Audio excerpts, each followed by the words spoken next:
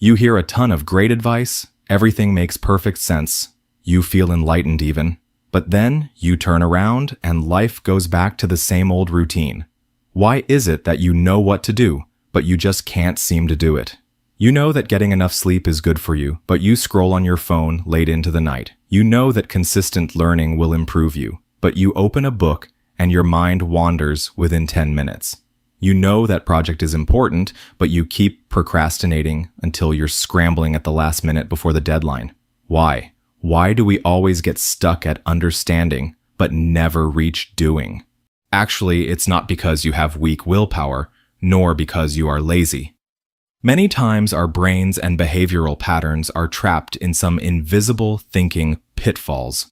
The core of this trap is the seemingly close, but in reality, possibly bottomless chasm between cognition and action.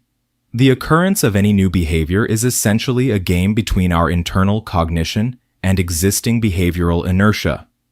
When your ability to act is insufficient to cross this chasm, no matter how profound the reasoning or how perfect the plan, it cannot be implemented. Life will be stuck in place. Many times, it's not that we really can't do it, but that the perceived reward for action is not strong enough to overcome the immediate resistance to action. We lack a sufficiently powerful action switch. So how exactly can we bridge this chasm? The most effective way is to build a cognition-action feedback, closed-loop system for yourself.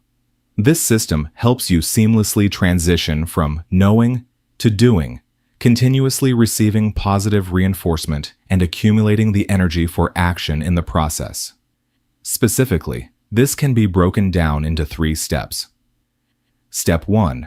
Find your non-negotiable reason for action. You need to ask yourself 3 very honest questions.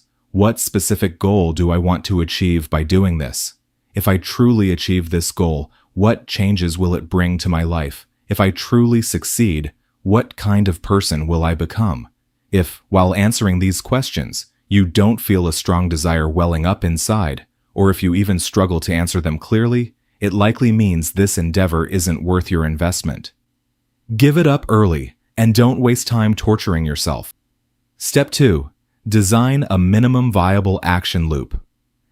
What small action can bring me closer to my goal?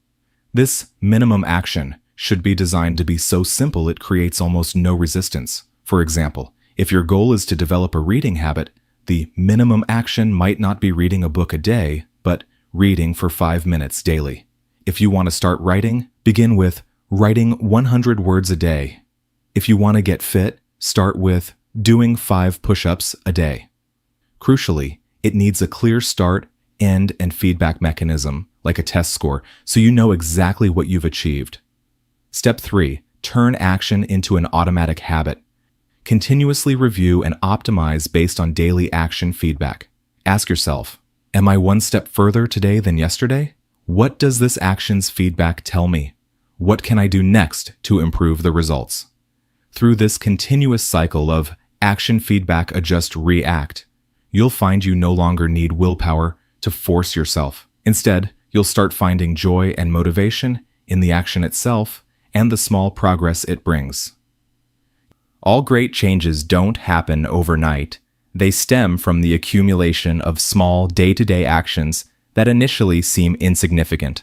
Those who can truly achieve this unity of knowing and doing aren't so because they are born with stronger willpower than us, but because they found a way to ignite their inner fire earlier on and have mastered the wisdom of transforming this passion into sustained action. If you try the methods we discussed today, you will find that change really isn't that difficult. See you next time.